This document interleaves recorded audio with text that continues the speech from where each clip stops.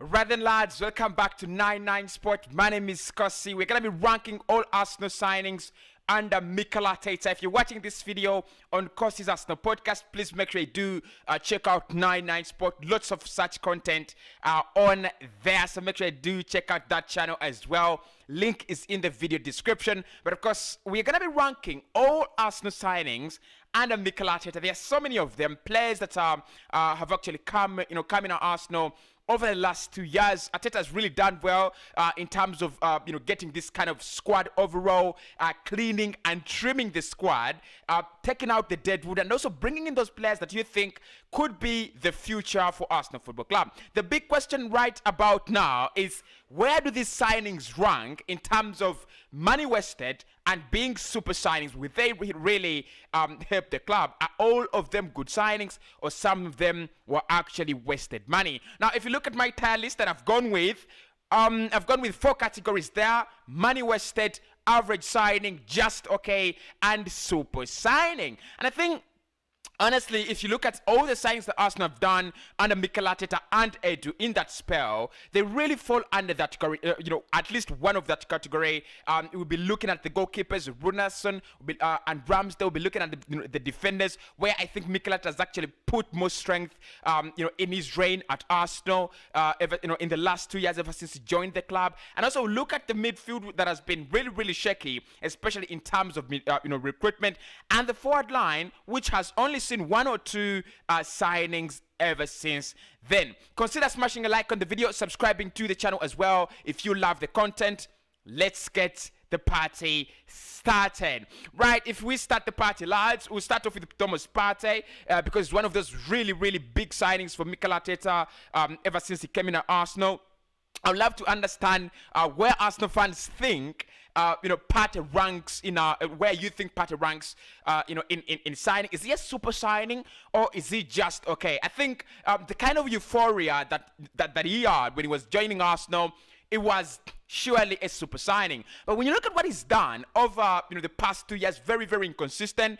At the moment, I think he can be a super signing.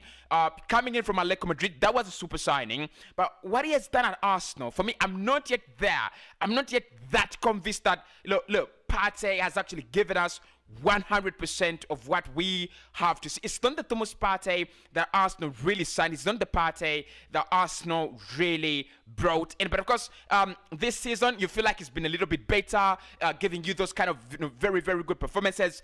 Match day in, match day out, and you feel he will be getting better and better. So Thomas Partey, I'm gonna be harsh and puts him in just okay. I know many Arsenal fans will disagree with me here on this one, especially on Cossy's Arsenal podcast. They'll say, Cossy, you can't do this. Cossy, you can't do this. Partey is a super signing. But for me, what he's done, done so far, I'm not yet really convinced. I'm not yet that convinced that Thomas Partey is a super signing for Arsenal, unless he gives me a full season of absolute brilliance. I would really be convinced. But of course, there is. I think this is a tier list where some players do have, the chance for mobility from one category to another. Martin Odegaard is next on the line, and I think with Martin Odegaard, I think many Arsenal fans, including me, didn't want Martin Odegaard over James Maddison. But as the season has, rolled in, especially in the last few months, we've seen the super Martin Odegaard. We've seen that kind of player that has the talent, that kind of player that has all the technical abilities you need in a number 10. And there is no doubt, lads, for me, Odegaard, yes, he's okay. He's done okay ever since he came in at Arsenal. Even on the initial loan spell for 6 months, I felt like there was something about him. There is something about him. He's a classy player, and I think in that number 10 role, if you look at how Arsenal have actually, just become okay in that kind of number 10 role, and that kind of in that kind of link up, I think it's been good for them. And I can argue that in this season, Odegaard has been more influential for me. He's been more influential than Thomas Partey. Martin Odegaard, lads, I'm putting him in that category of super signing. I would love to get to your thoughts and know what you think about those two. Is it controversial? Am I being very, very controversial? I'd love to know. But Odegaard, lads, I'm putting him in that category of super signing. I think he's a good player for Arsenal. I think he's really, really dominant. He just needs one or two more years, to find his strength, just to, a little bit, become stronger and get used to the Premier League. And it's going to be a very, very good player for me. I'll put him in that super signing category because it really solves that problem of creativity at Arsenal. And I think he really, really is fitting in very, very well. Right, if we got to Dani Ceballos, I don't know how you feel about this one. Was the average or was it money wasted? The 2 years, the 2 seasons he spent at Arsenal on loan, one under Unai Emery, but then the other under Mikel Arteta. It didn't really impress me, especially in the last year. Can we say average? Can we say money wasted? It's a difficult one, but with Dani Ceballos, I'm really going to go with money wasted. With Dani Ceballos, honestly, lads, I'm going to go with money wasted because I'm trying to remember, I'm trying to figure out exactly what he's done for Arsenal, apart from leading them into that FA Cup finals, and that was not the time when he was signed by Mikel Arteta. That was the time when he was signed by Unai Emery. But in the last year, he was a disaster. An absolute disaster. Look, lads, I know this is too harsh for me, but Ceballos, money wasted. And Willian, where do we place Willian? Because Willian is up next on the list. Where would you rank Willian in these 4 categories? Because look, Willian signed in from Chelsea as a free agent, and because as a player, you said there was a project going on at Arsenal, but it reached a time when he didn't believe in the project anymore. If those words are to be believed, literally saying they were lied to when they were signed for Arsenal. They were lied to that there is a kind of project, that is gonna go bang, and it literally didn't go bang. That is according to Willian. But away from all the excuses, what did he offer to Arsenal in terms of the pitch? I still think he's one of those players where maybe you've got to say, look, he was a little bit experienced and old and things like that. But for me, lads, honestly, no. Willian, money wasted. I'm not gonna lie. I would have wanted to put him in that average signing, but money wasted. I didn't see anything average about him. Money wasted. Of course, the likes of Pierre-Emerick Aubameyang will be not welcome on this list, and Burnley because they were not signed in under Mikel Arteta. Of course, Aubameyang signed on a new contract under Mikel Arteta, so we will try to consider him later. But let's go to Albert Sambi Lokonga.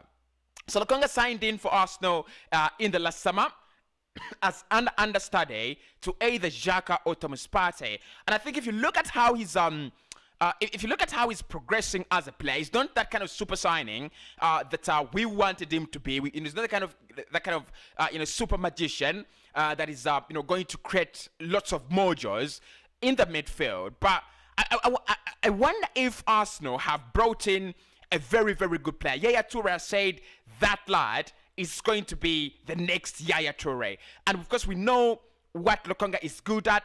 He wins the ball back. He's very good at passing it. He's very, very confident. As a young man who's coming into a very, very competitive league like the Premier League, I'm really impressed with what he's done. I'm going to put him in that category of just okay, just for now. Honestly, lads, just okay, just for now. Just for now. I believe he has the ability to do better and better and better. If you agree with me with Albert Sambi Lokonga, let me know.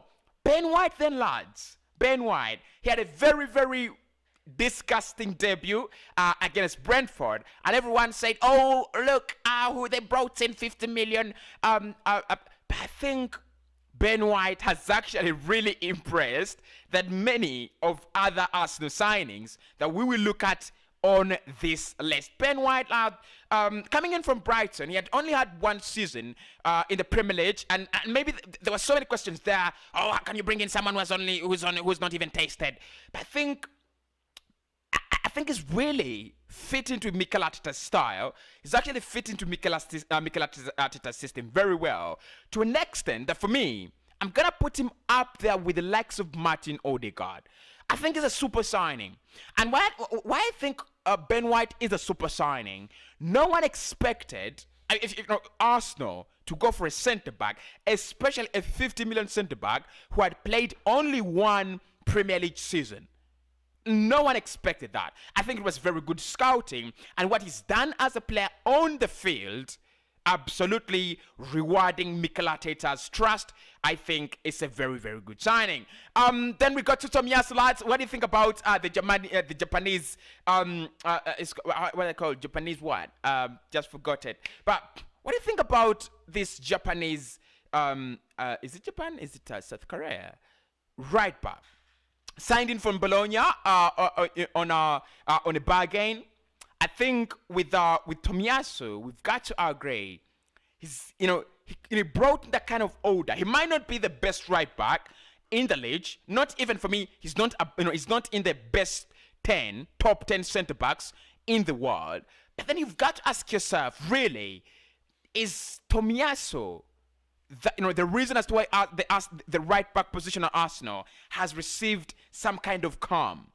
Definitely he is. I can't lie about that. He is the reason as why the right back position has received the calm it has at the moment. So I'm gonna say Tomiyasu, not an average signing, Again, not a super signing. Again, you could just call him just okay. Not up there. And with Tomiyasu, my fear with him is that eventually, as this Arsenal side becomes better, he will lose that position to either, if Arsenal can get in Jed Spence, he will lose his position to a player like Jed Spence. Because with Tomiyasu, it's more like he's more of a centre back. He's more of he's not a full back. So I don't see him improving in those areas of becoming strong and going forward and helping the team press better. I don't see that name. So for me, just okay signing. Right, Ramsdale, lads. Oh my God. I think Ramsdale, I want to vote him best player, best signing, under Mikel Arteta, but I can't. I'm going to tell you the reason later why I can't vote Ramsdale as the best signing under Mikel Arteta. But with Aaron Ramsdale, there is no question he's a super signing. He's a super signing. Look, if anyone has got problems with that, talk to me. Yeah. If anyone has problems with Ramsdale being a super signing, talk to me. He's a super signing. There are no two ways about it. There are no questions about it. Ramsdale is a super signing. Look at what he's done as a goalkeeper. The kind of security and organization is brought into the Arsenal side, especially the back line. If you're a rival fan, you've got to be very, very envious. You've got to be very, very envious. So for me, Ramsdale, yes, he might have, there were questions after some, before signing him, the money, the amount of money and things like that. Of course, Arsenal fans are like accountants at the moment, but Ramsdale, super signing. Gabriel Magalhaes, lads, Gabriel Magalhaes.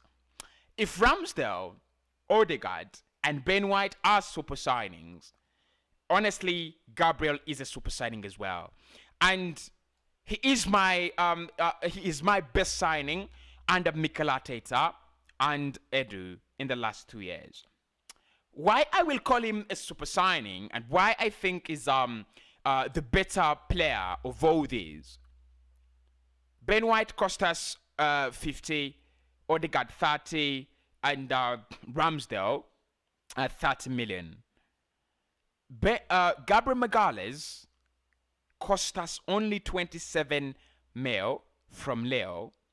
And if you look at the consistency, if you look at how calm, if you look at how organized that centre back pairing between him and Ben White is, it is courtesy of Gabriel.